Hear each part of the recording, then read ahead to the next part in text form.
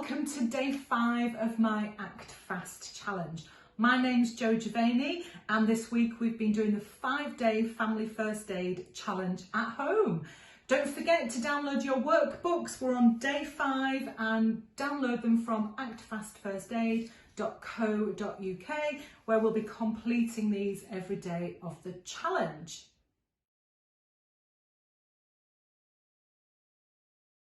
Thank you for sharing all your videos and pictures with me this week. It's brilliant to see the progress that you're making with your first aid skills. Well done.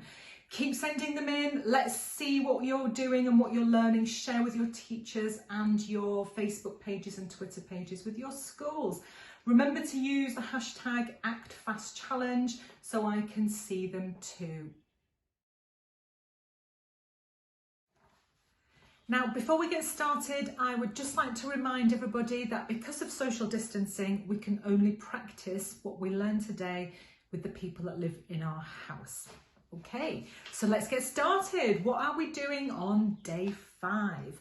I'm going to teach you how to look after some very minor injuries like cuts and grazes, and I'm going to show you some bandaging skills for looking after some more severe bleeding as well. We'll also have the challenge, which I'll set you later, and I've got an extra bonus challenge for the end of this booklet too. Cuts and grazes are very common minor injuries and can usually be just treated at home. A cut is when the skin is broken, and a graze is just when that top layer of skin is scraped away. Both could have blood, so it's really important that we as first aiders protect ourselves when handling blood, but we don't want to introduce any germs into any of our casualties' open wounds either. So this is the fun part of the course where we get to wear our gloves.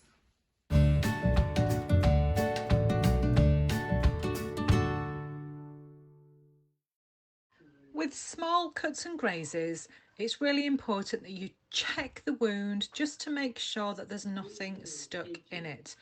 Get an antiseptic wipe from your first aid kit and just very gently wipe around the wound, making sure that we can remove any dirt. Get another wipe and just very gently dry the wound. And then we're going to get a sterile dressing, such as a plaster from our first aid kits are really good, and just cover the wound to prevent any infection.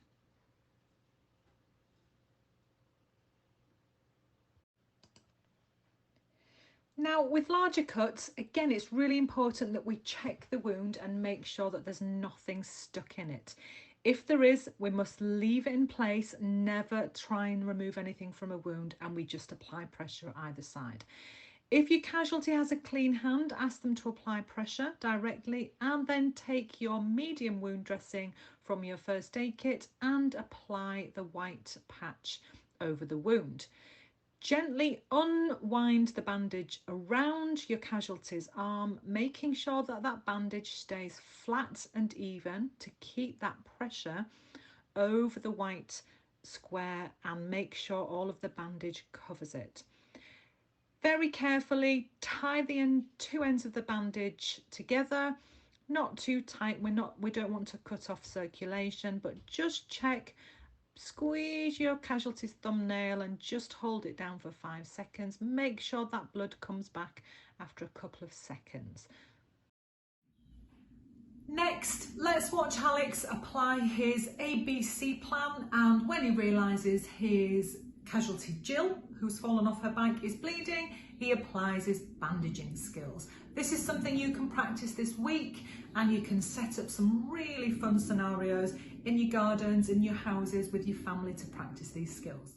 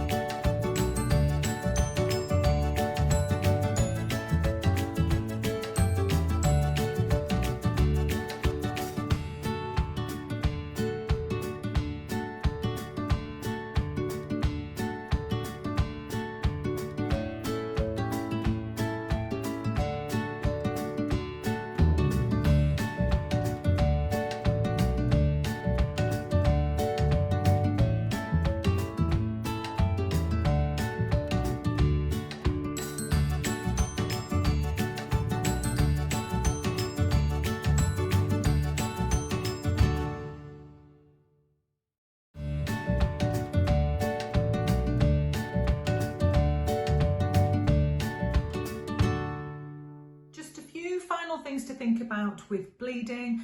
Always make sure you wear your gloves to protect yourself. And if you are dealing with a more severe bleed, if it's continuing to come through the bandage, apply another bandage on top. If it's still coming through, take them off and start again, and make sure that you're applying that white square patch in the right place so that we're getting pressure on that wound.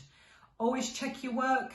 Well done, everybody. That brings us to the challenge for the day. What I would like you to do, first aiders, is now practice and apply your bandaging skills. With your bandages, with your family at home, practice bandaging different parts of each other's body. Obviously ask permission, and do not bandage anybody's neck because that is very dangerous. But practice hands, feet, legs, heads. And please send me your pictures. I would love to see your bandaging skills. Remember the hashtag #ActFastChallenge so I can see them online too. Don't forget, first aiders, there is also a bonus task at the end of your booklets. I would like you to now work together as a family and think about some of the items that you need in your family first aid kits. Write a list, you can draw some pictures, you can even go online and print some pictures and stick them in. I would love to see your finished work. Again, use the hashtag #ActFastChallenge so I can see it, and then obviously that will be your first aid kits. Brilliant. Are we ready? Drum roll. Where are we now? Let's think about, do you remember on day one, I asked you in terms of your skills and confidence to give yourself a number between 1 and 5. 1 being you'd run the other way if you came into a room and there was a casualty, and 5 being you'd have some skills and confidence and you'd know how to look after them. Where are you now after the 5 days of practicing first aid with me? Write your number down. Hopefully you've all made progress. Again, send me your numbers in so I can see what you've achieved this week. I'd just like to say thank you to everybody who's taken part in this challenge. I've loved it, and I look forward to coming to your schools soon where you can complete the challenge in more detail with me in school. Well done. Give yourselves a round of applause. Whee! Well done.